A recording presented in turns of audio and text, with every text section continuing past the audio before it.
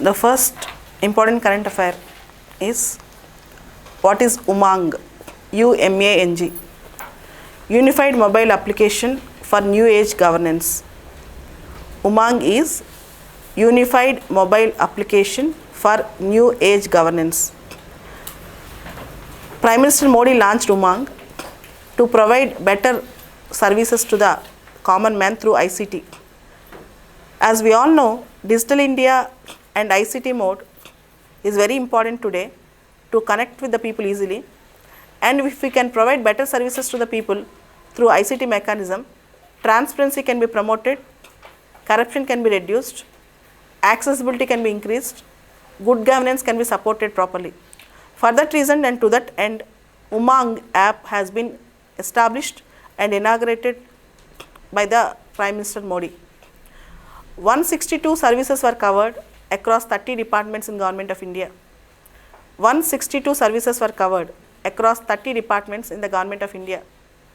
This is UMANG. Next important current affairs is regarding bamboo. Bamboo cultivation. Earlier, bamboo is considered as a tree. Taxonomically, bamboo is a grass. And bamboo, when you consider it as a tree, when you want to cut it, fell it, and when you are selling it, you have to take permission, and all vigilance clearances should be existed. All vigilance clearances should be existed.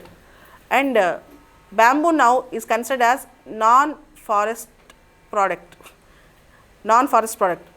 To increase the green cover, to help the farmers to get better money, and also to increase the bamboo cultivation in a better format. So bamboo is allowed as a non-forest thing from now on. Indian Forest Act was amended to such an extent. An ordinance was passed for Indian Forest Act 1927 to consider bamboo as a non-forest product, not just as a forest product. And the third important current affairs today is, you have Sikkim. Sikkim became a state in 1975, integrated completely into India. At that time, Sikkim Legislative Assembly have 32 seats. Till date, it have only 32 seats. Sikkim was ruled by Namgyal dynasty, ex-Chamgyal king. And in that Sikkim integration, 32 seats were created to accommodate various groups in Sikkim. Now the position is, in Sikkim, they want to have better representation for various tribal communities and other communities, wherein which adequate representation can be given to the Sikkim. But Constitutional Article 371F of the Indian Constitution gives special protection and special privileges to the Sikkim state, and Sikkim state is under Article 371F, a special protection. Whereas according to Article 170 of the Indian Constitution, State Legislative Assembly and other issues can be dealt by the Delimitation Act 2002. So we have Article 170 of the Indian Constitution, wherein which State Legislative Assembly seats can be increased with the delimitation, and the Delimitation Act 2002 says that we can increase the number of seats only after 2026. After 2026 census, based on that, we can increase the number of seats. But now, with specifically for Sikkim, we need to address it as a specific case. So the issue is going on. Sikkim might have 40 members in its Legislative Assembly, to include particularly Tamangs and Limbus, Limboos. Tamangs and Limbus, Sikkim can have a better option for this. And next important current affairs today is about movie Padmavati. Coming to movie Padmavati, from last 3-4 days, every day it is appearing in the newspaper. The thing is, most of the state CMs, most of the state chief ministers in North India, Rajasthan, Punjab, Haryana, they are all against the screening of the movie in their states. See, according to the judgment given in the case Rangarajan versus Jagjeevan Ram, freedom of speech and expression cannot be curtailed to appease the hostile audience. Freedom of speech and expression cannot be curtailed just to appease the hostile audience. But in order to attract public sentiments, in order to help make the people to follow them. Even the state CMs are talking against the movie, which is against the constitutional spirit. That was there in the article. Apart from that, in the article, there was also mention about a topic called Salman Rushdie's Satanic Verses. Salman Rushdie, a great author, wrote a book called Satanic Verses. It was banned in Iran and it was also banned in India in 1988. Salman Rushdie wrote an open letter to the then Prime Minister Rajiv Gandhi on this issue. Freedom of speech and expression is a very important fundamental right in the Indian Constitution according to Article 19(1)(a). Unless there are reasonable restrictions, unless the issue comes under reasonable restrictions, we cannot impose any restriction on freedom of speech and expression. But unfortunately, each and every issue is becoming a very big thing in India. If you see in various cases in India, earlier also, we have this issue, freedom of speech and expression. For example, Perumal Murugan's Maduro Bagan book also faced the similar issue. Even Kamal Hassan's Vishwarupam movie, there are many issues like this. So even voluntarily the film producers are now postponed the release of the movie. Let us see what is going to happen on this. Next important article today is on Karnataka. In Karnataka, Medical Establishments Act amendment was proposed. Earlier the act was passed in 2007. This amendment is aiming at regulating and controlling. This amendment is aiming at regulating and controlling the private medical establishments in Karnataka. And the act also aims to bring parity. With government and private establishments. Medical care and health care, universal health care is one of the important objectives through which any development of any country can be judged. If you can see sustainable development goals, there are 17 targets. UNDP's sustainable development goals have 17 targets. One of the important target is medical care, health care and well-being.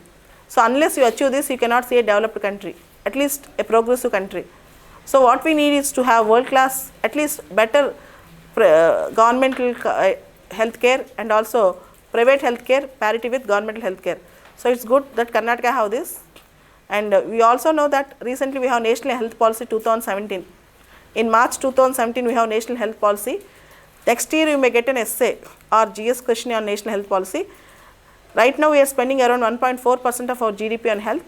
The aim is to spend up to 2.5% of GDP. And though right to health is not a fundamental right, right to access to healthcare. Access to healthcare is a very important thing. Most of the people don't have this access to healthcare. Access to healthcare at least should become a legal right to the people. We have to work for that end. Next important article is on bipolarity in Asia. Bipolarity in Asia. The politics right now, the international politics are shifting from Atlantic to Pacific. The Asia is becoming a theater for new world politics. Even America is vying on Asia. If you see, Trump is projecting that he is protectionist. Xi Jinping is projecting that he is a globalist. But who is a very big question here. In this context, we have to understand 2-3 points. The first thing is, with the leadership of America, a coalition group formed. Called Quadrilateral Group. America, India, Japan and Australia. The aims and objectives of Quadrilateral Group might be different. But the latent aim of the group might be to counter China. The latent group of this is to counter China. China's South China Sea aggrandizement, China's maritime aggrandisements, China's string of pearls policy, China's BRI initiative, Belt and Road initiative, all these things are becoming a very big question mark. What is the China's intention? But it came out openly in 19th Chinese Communist Summit, Communist Conference, that China wanted to become a world power. To contain China, Quad meeting and Quad group was formed indirectly. Here, the objectives of four countries in the Quad group, India, Australia, Japan and US, looks different. And India's statement, the idea of maritime security, the thing was not mentioned. But all the countries are saying rule-based international architecture, particularly to deal with sea lane security. Rule-based international architecture for sea lane protection and security and maritime freedom, freedom of navigation, all these things according to the UNCLOS, UNCLOS, United Nations Convention on Law of Seas. This is the content and gist of the article, but here we cannot trust America completely because America openly opposing OBOR, BRI initiative of China, but America is funding a lot for this initiative. So India cannot completely trust America in this perspective. The next important article is the local politics, particularly the neighbors, reaching out of neighbors. The article speaks about Asean, Saarc, BIMSTEC and other groups. The article speaks about Saarc, Asean, BIMSTEC and other groups. First of all, the article compares Asean with Saarc, Association of Southeast Asian Nations. Asean was formed in the year 1967. This was the 50 years of Asean. This year marks 50 years of Asean. Saarc was formed in 1985. Both Asean and Saarc was formed on the similar objectives, but Asean is faring and performing well, but Saarc is not performing well. This is a major question. Asean have 10 members, Saarc have 8 members. Asean have 10 members, Saarc have 8 members. Asean is performing very well, but Saarc is not doing well. Saarc is showing lackluster attitude. What might be the reason? The reason is, in Asean, if there are internal differences, they will solve very fast. For example, between Philippines and Malaysia, there was a Sabah dispute. They solved within no time. Whereas India-Pakistan dispute, even generations are passing, but disputes are not getting solved. That is a major problem. And the other problems for the failure of Saarc, number one, Indophobia. The small countries in the Saarc worry about India's big brotherly attitude. The second problem in Saarc, very less intra-regional trade. The intra-regional trade of Saarc member countries is just 5% with their inter-regional trade. The intra-regional trade of Saarc is just 5% with their compared to their international trade. The third important aspect in Saarc is internal fights. Within the region, there are many disputes, border disputes, other disputes, and internally also in the most of the Saarc countries, democracies are failing. For example, Nepal, for example, Sri Lanka, LTT issue, Pakistan, if you see Maldives, there is no proper established system in Saarc. And last but not the least, the most important problem here is funding. For all the Saarc initiatives, funding is a very big problem. The countries like India, Sri Lanka, they have to fund. Not many other countries can do that. This is all the problems. That is the reason why Saarc is not doing well. BIMSTEC, right now it is called as Bay of Bengal Initiative for Multi-Sectoral Technical and Economic Cooperation. Earlier it was called as Bangladesh, India, Myanmar, Sri Lanka, Thailand Economic Cooperation. BIMSTEC had 2 other partners, Nepal and Bhutan. So BIMSTEC is a bridge between Saarc and Asean, but still BIMSTEC is doing but not up to the mark. The headquarters of BIMSTEC are at Dhaka right now. So it's a time to have a regional group, strengthen our regional ties, have a better relationship with our neighbors, and to make Asian region a theater for politics, not only for politics, a strong region compared to Europe and Americas. That is the aim of the article. So this is the important current affairs. Apart from that, you have very good article today, debate superstitions India.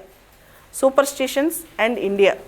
See, every year an essay, general essay can be expected from this topic. In India, India is a land of superstitions. As we all know, we always see omens when you go out. Even we believe in godmen, not just gods. In India, more than gods, we believe in godmen. And black magic, witch hunting, Jogini system, Devadasi system. We have all sorts of vices present because of large scale illiteracy. So, can the law itself solve this problem? What are the other prospects of this? One thing, IPC do not have direct provisions on this, but there are many provisions in IPC where we can use to stop all this black magic, all these things.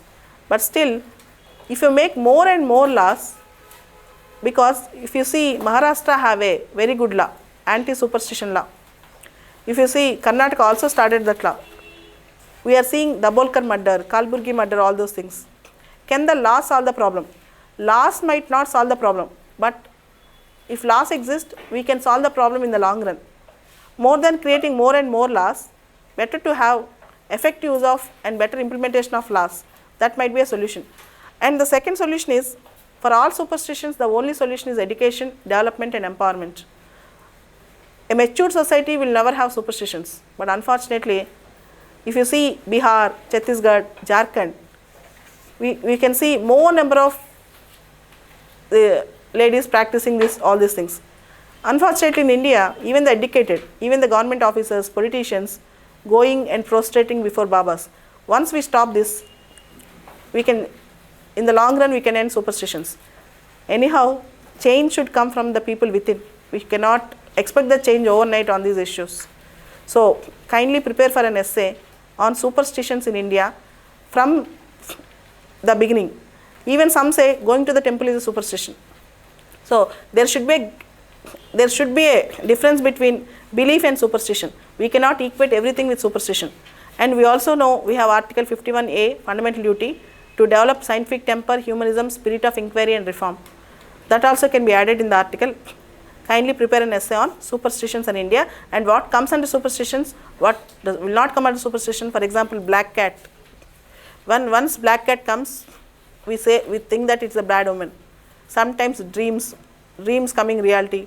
We always see if you get a bad dream, we won't go out on that particular day. Sometimes a widowhood, widower, all these things. India have a lot of things like this.